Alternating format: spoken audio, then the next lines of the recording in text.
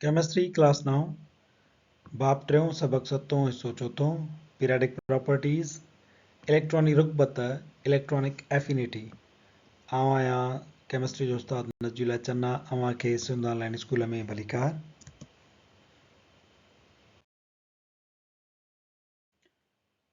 असां पंहिंजे अॼोके लेक्चर में पीरियडिक प्रॉपर्टीज में इलेक्ट्रॉनिक एफिनिटी इलेक्ट्रॉनिक रुगबत जे बारे में पढ़ंदासीं।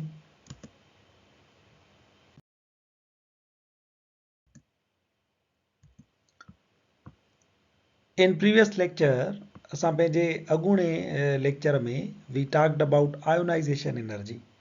असां ionization energy जे बारे में ॻाल्हायो होसीं, which is amount of energy required to remove an electron from the gaseous atom. Ionization energy तवानाई जो उहो मिक़दार हूंदो आहे जेको कंहिं बि गैशियस एटम मां इलेक्ट्रॉन रिमूव करण लाइ कमु ईंदो आहे। During ionization, a neutral atom becomes a cation. Ionization जे अमल जे दौरान हिकिड़ो न्यूट्रल एटम वाधू आयन यानी केटायन में तब्दील थी वेंदो आहे। इलेक्ट्रॉन जो रिमूव थी वेंदो त एटम वाधू वारी आयन में केटायन में तब्दील थी वेंदो। Notice that all the ionization energies are positive. इहा ॻाल्हि तव्हां नोट कयो त सभु आयोनाइजेशन एनर्जीज़ वाधूअ में लिखियल हूंदियूं आहिनि। And therefore, removing an electron is almost always an endothermic process. तंहिंजे करे इलेक्ट्रॉन ख़ारिज करणु सदाई एंडोथर्मिक प्रोसेस तवानाई जज़ब करण वारो अमल हूंदो आहे। In other words, energy is needed to remove an electron from an atom or especially from a cation. ॿियनि लफ़्ज़नि में असां ईअं चऊं त तवानाई जेका आहे उहा इलेक्ट्रॉन एटम मां रिमूव करण जे लाइ ज़रूरत में ईंदी आहे, एटम खे ॾियणी पवंदी आहे। Electron affinity, it is the opposite of ionization energy. इहा ionization energy जे उबतड़ आहे। That for a lot of atoms, energy is released when an electron is added to one of its orbitals. छो त सभिनी एटमनि में जेकॾहिं इलेक्ट्रॉन वरी add कबो त एनर्जी जेका आहे उहा ख़ारिज थींदी आहे। आयोनाइजेशन एनर्जी में छा पई थिए? आयोनाइजेशन एनर्जी में ईअं पियो थिए त इलेक्ट्रॉन असां कढूं पिया त एनर्जी ॾियूं पिया। हाणे छा थो थिए? इलेक्ट्रॉन ॾींदासीं, एटम में इलेक्ट्रॉन एड कंदासीं त एटम इलेक्ट्रॉन वरी रिलीज़ कंदो। For example 349 kilojoule of energy is released when 1 mole of chlorine atoms become chlorine ions. 349 kilojoule एनर्जीअ जा रिलीज़ थींदा जॾहिं क्लोरीन आयन में तब्दील थींदो, जॾहिं क्लोरीन में इलेक्ट्रॉन एड थींदो। मिसाल जे तौर ते क्लोरीन जो एटम आहे, उन में असां इलेक्ट्रॉन जेको आहे हिकिड़ो एड था करायूं, 7 इलेक्ट्रॉन अॻुवाट मौजूदु अथसि, हिकिड़ो ही इलेक्ट्रॉन हिन में एड था करायूं, 8 थी विया। हाणे इहो इलेक्ट्रॉन जीअं हिन क्लोरीन एटम में दाख़िल थींदो त इहो जेको क्लोरीन एटम आहे उहो एनर्जी ख़ारिज कंदो, 349 किलो जूल पर मोल एनर्जी ख़ारिज कंदो। इहो इलेक्ट्रॉन तॾहिं एड थींदुसि। हीअ जेका ख़ारिज थियल तवानाई आहे उन खे था चऊं असां इलेक्ट्रॉन एफिनिटी। आयोनाइजेशन एनर्जी में छा पिया लिखूं? वाधूअ में एनर्जी, हिन में था लिखूं काटूअ में। Why energy is released? Energy छो थी ख़ारिज थिए? इलेक्ट्रॉन एफिनिटी जेका असां चऊं था इहा एटम छो ख़ारिज कंदो आहे? When an electron is added to an atom, जॾहिं कंहिं बि एटम में, ही एटम आहे, को इलेक्ट्रॉन मिलायो वेंदो आहे, को इलेक्ट्रॉन दाख़िल कयो वेंदो आहे, the extra negative charge places stress on the existing electrons. वाधू जेका नेगेटिव चार्ज आहे हीअ वारी मौजूदु जेके हेॾे अॻ में ई इलेक्ट्रॉन आहिनि उन्हनि ते प्रेशर विझंदी आहे, उन्हनि ते स्ट्रेस दबाव विझंदी आहे, causing them to release energy. त पोइ उहे छा कंदा आहिनि त पंहिंजी एनर्जी ख़ारिज करे छॾींदा आहिनि। ही इलेक्ट्रॉन अॻुवाट ई हिक ॿिए खे रिपेल कनि था पिया, 7 काटू चार्ज वारा आहिनि। Same charges always repel each other. असांजो हिन में 8हों इलेक्ट्रॉन इहो एड था कयूं त छा थींदो? इहो इलेक्ट्रॉन जो हिननि ॾे वेंदो त हाणे हिननि जी रिपल्शन जेका आहे उहा वधीक थी वेंदी। तंहिंजे करे छा थींदो? ही वारा जेके इलेक्ट्रॉन आहिनि उहे हिकिड़ो एनर्जीअ जो अमाउंट रिलीज़ कंदा, पोइ हे इलेक्ट्रॉन उन्हनि सां गॾु एड थी वेंदो। इन जे करे एनर्जी जेका आहे उहा रिलीज़ थी वेंदी आहे। Atom while accepting an electron loses its free energy. Atom हिकिड़ो इलेक्ट्रॉन पाण क़बूल करण वक़्तु छा कंदो आहे? पंहिंजी वाधू एनर्जी खे ज़ाया करे छॾींदो आहे। To attain minimum energy condition, and becomes stable. हिकिड़ी घटि में घटि एनर्जी वारी हालत में हू पाण खे करे छॾींदो आहे ऐं पाण पोइ स्टेबल थी वेंदो आहे। हिकिड़ो इलेक्ट्रॉन हासिलु कंदो, पंहिंजी वाधू एनर्जी खे ज़ाया कंदो, उनखे ख़ारिज करे छॾींदो, मिनिमम एनर्जीअ में पाण खे स्टेबल करे छॾींदो आहे। Trends in periodic table. Periodic table में इलेक्ट्रॉन एफिनिटीअ जा ट्रेंड छा आहिनि? पीरियड में खॿे खां साॼे पासे था हलूं त उहा इंक्रीज़ थींदी थी हले, ऐं वरी ग्रुप में जेकॾहिं मथां खां हेठि ईंदासीं त डिक्रीज़ थींदी, ग्रुप में हेठां खां मथे ईंदासीं त उहा इंक्रीज़ थींदी। कीअं थींदी आहे? अचो त हिनखे सम्झूं। थ्रू अ ग्रुप में इलेक्ट्रॉन एफिनिटीअ जो छा थींदो? Going from top to bottom, मथां खां जेकॾहिं हेठि अचूं त इलेक्ट्रॉन एफिनिटी छा थींदी? In a group electron affinity decreases from top to bottom. Group में मथां खां हेठि जॾहिं हलंदासीं त इलेक्ट्रॉन एफिनिटी घटि थींदी हलंदी। छो? Due to increase of atomic size and decreased nuclear attraction. छो त एटम जी साइज़ वधंदी थी वञे ऐं न्यूक्लियर अट्रैक्शन जेका आहे उहा घटिजंदी थी वञे, तंहिंजे करे छा थींदो त हेठि हलण सां तव्हांजी इलेक्ट्रॉन एफिनिटी घटिजंदी वेंदी। हाणे फ्लोरीन जो एटम नंढो आहे, इन में जीअं तव्हां ॿियो इलेक्ट्रॉन ऐड कंदोसि त उहो मर्कज़ जेको आहे हिन जो उहो वेझो आहे, एटम जो नंढो आहे त उहो मर्कज़ उन इलेक्ट्रॉन खे छिकींदो, पर हे जेके ॿाहिरां इलेक्ट्रॉन आहिनि उहे उनखे धिकींदा। हाणे मर्कज़ जो छिकणु ऐं हिननि इलेक्ट्रॉननि जो इन इलेक्ट्रॉन खे धिकणु इहो पाण में जहिड़ो आहे। इन जे करे वधीक एनर्जी हिन मां ख़ारिज थींदी, तॾहिं इहो इलेक्ट्रॉन हिते अची करे दाख़िल थींदो।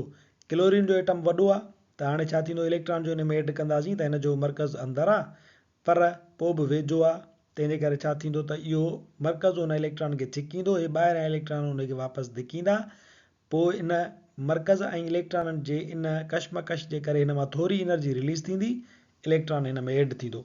हाणे आयोडीन जो एटम तमामु वॾो आहे, उन में इलेक्ट्रॉन जो तव्हां एड कंदव त ॿाहिरां इलेक्ट्रॉन उनखे रिपेल कंदा, मर्कज़ उनखे छिकींदो, पर मर्कज़ जीअं त अंदरि आहे छो त एटम वॾो आहे, तंहिंजे करे उनजी छिक हिन ते एतिरी कोन पवंदी, थोरी एनर्जी हे रिलीज़ कंदा त उहो इलेक्ट्रॉन जेको आहे हिन में एड थी वेंदो। ईअं ई असां चऊं था त एटम जो वॾो थींदो थो वञे त न्यूक्लियर अट्रैक्शन घटिजंदी थी वञे, इन जे करे इलेक्ट्रॉन एफिनिटी बि ग्रुप में मथां खां हेठि ईंदासीं त घटिजंदी वेंदी। ॾिसो, फ्लोरीन जी इलेक्ट्रॉन एफिनिटी आहे -328 किलो जूल पर मोल, माइनस में लिखिबो छो त इहा ख़ारिज थी थिए, एक्ज़ोथर्मिक आहे।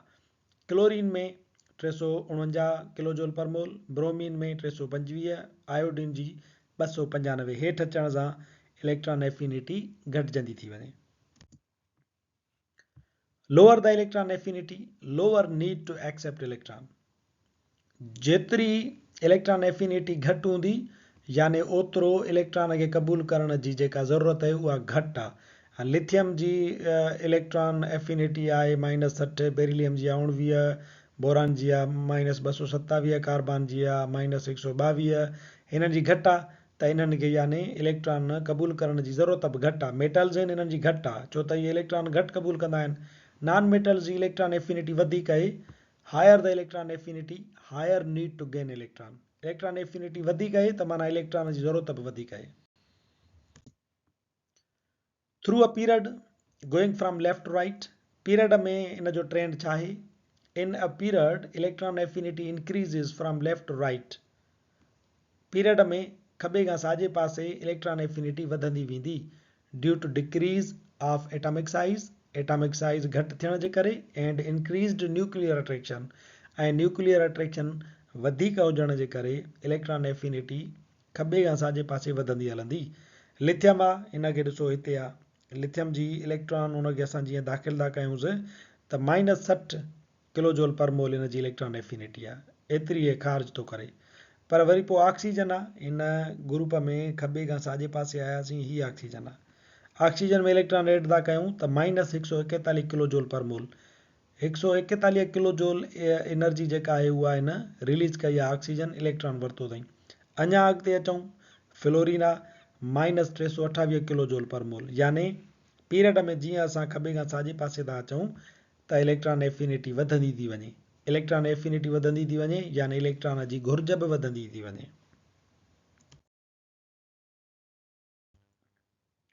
वाई एनर्जी इज़ रिलीज़ड, तवानाई जेका आहे उहा ख़ारिज छो थींदी आहे? मिसाल जे तौर ते फ्लोरीन ॾिसो, फ्लोरीन जी इलेक्ट्रॉन कॉन्फ़िगरेशन आहे 1s2 2s2 2p5 पहिरें शेल में अंदरि 2 इलेक्ट्रॉन अथसि पोइ 2s2 में 2 आहिनि वरी पोइ जेको 3 असांजो 2p आहे उन में वरी आहिनि 5 इलेक्ट्रॉन हाणे असां छा था कयूं इन में हिकिड़ो इलेक्ट्रॉन ॿियो ऐड करणु चाहियूं था इहो इलेक्ट्रॉन जीअं ऐड कंदासींसि त असांखे फ्लोरीन मिली वेंदी पर उन में हिकिड़ो इलेक्ट्रॉन वाधू थियल हूंदो हाणे इन जी इलेक्ट्रॉन कॉन्फ़िगरेशन आहे 1s2 2s2 2p6 इन में एनर्जी ख़ारिज थींदी छो थी थिए इहो असांखे ख़बर पवंदी इन जी इफेक्टिव न्यूक्लियर चार्ज जे ज़रिए इफेक्टिव न्यूक्लियर चार्ज कीअं लहिबी आहे एटॉमिक नंबर मां तव्हां जेके अंदरि जेके शील्डिंग इलेक्ट्रॉन आहिनि उहे माइनस कयो शील्डिंग इलेक्ट्रॉन कहिड़ा आहिनि यानी अहिड़ा इलेक्ट्रॉन जेकी ॿाहिरियनि इलेक्ट्रॉननि खे मर्कज़ जी छिक खां बचाइनि हाणे मर्कज़ जेको आहे उहो सभिनी इलेक्ट्रॉननि खे छिकींदो आहे पर वधीक छिकींदो हिननि इलेक्ट्रॉननि खे ऐं अञा पोइ वरी ॿिए नंबर ते छिकींदो हिननि खे पोइ आख़िर में छिकींदो हिननि खे तंहिंजे करे हीअ जेके अंदरियां इलेक्ट्रॉन आहिनि उहे असुल में छा कंदा आहिनि हिननि ॿाहिरियनि इलेक्ट्रॉननि खे मर्कज़ जी छिक खां ॼण त बचाईंदा आहिनि सो हिननि खे शील्डिंग इलेक्ट्रॉन चइबो आहे यानी बचाइण वारा इलेक्ट्रॉन हाणे शील्डिंग इलेक्ट्रॉन घणा अथसि 4 2 हे 1s2 वारा ऐं 2 हे अथसि 2s2 वारा 2p5 वारा आहिनि ॿाहिरि तंहिंजे करे 4 इलेक्ट्रॉन थिया हिन जा टोटल वञी करे शील्डिंग इलेक्ट्रॉन उहे असांजे शील्डिंग इलेक्ट्रॉन जा लिखिया आहिनि 4 इलेक्ट्रॉन एटॉमिक नंबर घणो अथसि 9 तंहिंजे करे असां लिखियो आहे इहो न्यूक्लियर चार्ज 9 प्रोटॉन 9 अथसि हाणे 9 प्रोटॉननि मां 4 इलेक्ट्रॉन कट कयोसीं त बाक़ी असां वटि वञी करे इन जी इफेक्टिव न्यूक्लियर चार्ज जेका आहे उहा मिली 5 तंहिंजे करे इहा इफेक्टिव न्यूक्लियर चार्ज कंहिंजे लाइ कमु थी करे हिन इलेक्ट्रॉन जे लाइ इहो ॿाहिरि इलेक्ट्रॉन खे जेको आहे सो छिकींदी इन जे करे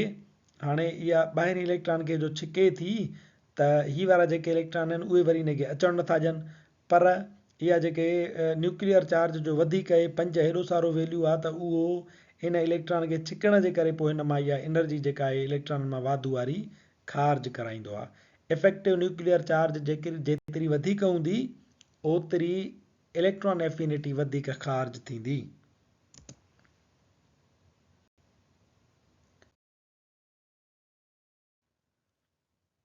ॿियो सवाल ही आहे why some elements have zero electron affinity कुझु आंसरनि खे वरी ज़ीरो इलेक्ट्रॉन एफिनिटी छो आहे असां मिसाल था खणूं नियान जो हुनजी इलेक्ट्रॉन एफिनिटी ज़ीरो आहे छो अथसि ज़ीरो हाणे नियान जी इलेक्ट्रॉनिक कॉन्फ़िगरेशन ॾिसो 1s2 2s2 2p6 हाणे इन जो जेको आहे पहिरियों शेल 1s2 उहो बि पूरो ॿियो शेल 2s2 2p6 उहो बि पूरो कंप्लीट आहे हाणे हिन में तव्हां हिकिड़ो इलेक्ट्रॉन वधीक ऐड करणु था चाहियो इलेक्ट्रॉन जो तव्हां ऐड करणु था चाहियोसि त इहो इलेक्ट्रॉन हाणे काॾे वञे 2p6 में त वञी नथो सघे छो त उहो पाण पूरो आहे तंहिंजे करे इनखे छा करिणो पवंदो हिकिड़ो नओं एनर्जी लेवल यानी 3 शेल में इहो इलेक्ट्रॉन वञी करे ऐड थींदो हाणे 3 शेल में जो ऐड थींदो त छा इहा इलेक्ट्रॉन एफिनिटी इन मां जेका आहे सो ख़ारिज थींदी उन इलेक्ट्रॉन खे क़बूल कंदो त इफेक्टिव न्यूक्लियर चार्ज ॾिसोसि एटॉमिक नंबर आहे इन जो 10 त 10 न्यूक्लियर चार्ज माइनस कयोसि स्क्रीनिंग इलेक्ट्रॉन उहे थी वेंदा साॻो ई 10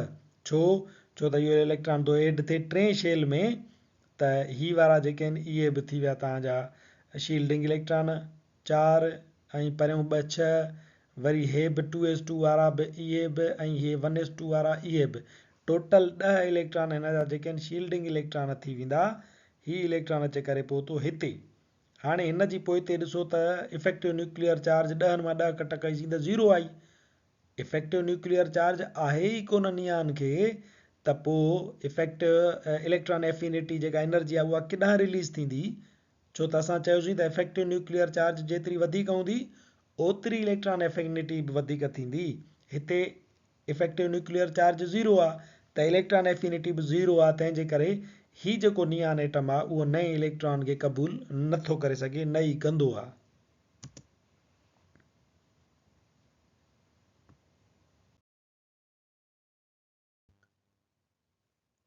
असांजे किताबनि में बेरिलियम जे लाइ बि लिखियलु हूंदो आहे त इलेक्ट्रॉन एफिनिटी इन जी 0 आहे इन में खोड़ सारा शागिर्द हैरान थींदा आहिनि उन्हनि वटि सवाल हूंदो आहे त इन जी छो आहे उनखे बि तव्हां उनजी इलेक्ट्रॉनिक कॉन्फ़िगरेशन ॾिसी करे सम्झी सघो था त इलेक्ट्रॉन एफिनिटी 0 छो अथसि बेरिलियम जो नंबर आहे 4 त उनजी इलेक्ट्रॉनिक कॉन्फ़िगरेशन आहे 1s2 2s2 चारई इलेक्ट्रॉन जेके आहिनि उहे हिन जा 1s2 में ऐं 2s2 में ॿ हुन में पइजी विया। हिकु इलेक्ट्रॉन जेकॾहिं हुनखे असां ॾियूं पर उहो क़बूल न कंदी आहे बेरिलियम, छो त हुनजी इलेक्ट्रॉनिक एफिनिटी जेका आहे 0 आहे। क़बूल छो नथी करे? छो त ॾिसो त इहो जेको नओं इलेक्ट्रॉन हिनखे तव्हां ॾियो था उहो एड थींदो वञी करे 2p1 में। हाणे 2p1 हिकिड़ो नओं ऑर्बिटल आहे, 2s2 फिल थियल आहे, 2p1 में इहो इलेक्ट्रॉन अचे करे एड थो थिए त उहो बेरिलियम क़बूल नथी करे। छो? उनजी इफेक्टिव न्यूक्लियर चार्ज ॾिसो, एटॉमिक नंबर Z, उन मां कट कंदासीं शील्डिंग इलेक्ट्रॉन, एटॉमिक नंबर घणो अथसि Z 4 प्रोटॉन, माइनस कयो शील्डिंग इलेक्ट्रॉन, हाणे किथे थो अचे 2p1 ते थो अचे इहो इलेक्ट्रॉन, अंदरियां जेके चारई इलेक्ट्रॉन थी विया उहे थी विया शील्डिंग इलेक्ट्रॉन। चइनि मां 4 कट कयासीं त जवाबु घणो आयो 0। हाणे इफेक्टिव न्यूक्लियर चार्ज जो 0 आहे त पोइ इलेक्ट्रॉन एफिनिटी केॾांहुं ख़ारिज थिए। इफेक्टिव न्यूक्लियर चार्ज कुझु हुजे त उन मां इलेक्ट्रॉन एफिनिटी बि ख़ारिज थिए ऐं इलेक्ट्रॉन क़बूल थिए। तंहिंजे करे बेरिलियम जेको आहे सो इलेक्ट्रॉन खे क़बूल कोन कंदी आहे ऐं उनजी इलेक्ट्रॉन एफिनिटी बि 0 हूंदी आहे। असांजो अॼोको लेक्चर हिते पुॼाणी ते पहुचे थो। वरी हाज़ुर थींदासीं नए लेक्चर सां।